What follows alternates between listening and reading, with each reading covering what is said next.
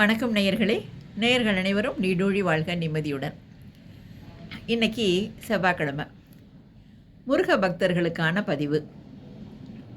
அதாவது கந்த சஷ்டி கவசம். இதை முருக பக்தர்கள் தினமும் சொல்லி நல்லா அனுபவிச்சிருப்பீங்க.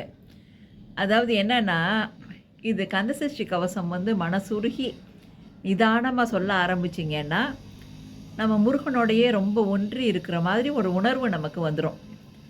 அதாவது சில பேர் கந்தசஷ்டி கவசத்தை அப்படியே கடன்னு சொல்லுவாங்க. அதாவது ரவணபவ சர ரர ரிவனபவ சரி ரி வினபவ சரவண வீராணமோன வினிபவ சரோட அப்படியே ஓடி ஸ்பீடாக இனியால மணியன் கையில் 12 இதம்பா சங்கசுவம் பறந்த வெளியில் 12 அங்கே விரைந்து நிற்காக்க வேணும் அப்படின்னு.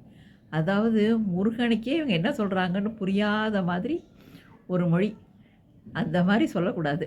என்ன நல்லா அனுபவிச்சு, எந்தனையாலும் ஏறகச் செல்வ மைந்தன் வேண்டும் வர மகிழ்ந்துதவும் லாலா லாலா லாலாவேசமும் லீலா லீலா லீலா வினோதன் என்று உன் திருவடியை உறுதி என்று எண்ணும் என் தலை வைத்து உன் இணையடி காக்க, என் உயிர்க்குயிராம் இறைவன் காக்க, பன்னிரு விழியால் பாலனை காக்க அப்படின்னு எதுத்தாப்புல முருகன் இருந்தால் நம்ம எப்படி பேசுவோம் அவர்கிட்ட, அந்த மாதிரி அனுபவித்து சொல்லணும். அப்புறம் இந்த கந்தசஷ்டி கவசத்தில் ஒரு சூட்சமாக இருக்குது. அதாவது அதுலேயே வரும் தெரியுமா, ஒரு நாள் 36 உருக்கொண்டு போதியே ஜெபித்து உகந்த நீர் அணிய அப்படின்னு. அதாவது ஒரு நாளைக்கு 36 தடவை சொல்லணுமா, அது நம்மளால் எப்படி முடியும் அப்படின்னு யோசிப்போம்.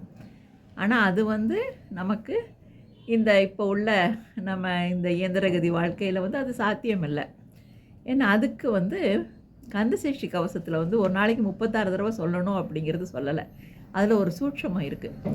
என்னன்னா, அந்த சரவண பவ அந்த மந்திரத்தை 36 முறை உச்சரிக்கணும். அது எப்படின்னா, அந்த கந்தசஷ்டி கவசத்திலேயே வருது. அதாவது ரவண பவச ரர ரர ரர ர ரவண பவச, அப்புறம் அந்த ராவை தூக்கி பின்னாடி போட்டு ரிவணபவச ரீ ரீ ரீ ரீ ரீ, அப்புறம் வாவை தூக்கி முன்னால் போட்டு வினபவ சரவண வீராணமோ நம்ப நிபவ சரவண நிர நிர நிரண வசர பவன வருக வருக. இப்படி ஒரு எழுத்தையும் மாற்றி மாற்றி போட்டு சொல்கிறப்ப 6 தடவை 6 × 6 36 வந்துடுது பார்த்திங்களா.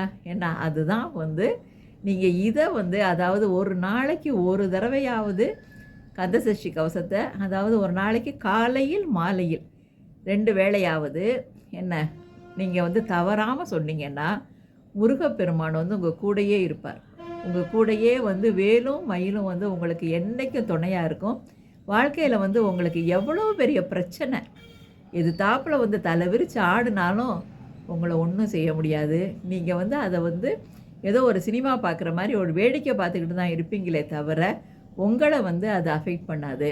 ஏன்னா முருகன் உங்களை சூழ்ந்துக்கிட்டு இருக்காரு. இந்த சரவணபவ மந்திரம் உங்களை கவசமாக காத்துக்கிட்டு இருக்கு. இதை நீங்கள் நல்லா அனுபவிக்கணுன்னா தினமும் கந்தசஷ்டி கவசத்தை காலையிலையும் மாலையிலையும், அப்படி முடியலைன்னா ஒரு தடவையாவது நல்லா உணர்ந்து சொல்லுங்கள். நல்லா உணர்ந்து சொன்னீங்கன்னா சரியாக ஒரு 15 நிமிஷமாவது ஆகும்.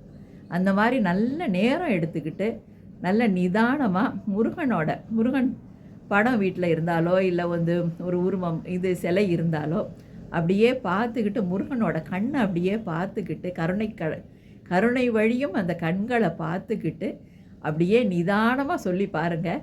அதை சொல்ல வேண்டியதில்லை, இது நீங்கள் அனுபவித்து தெரிஞ்சுக்குங்க. வாழ்த்துக்கள்.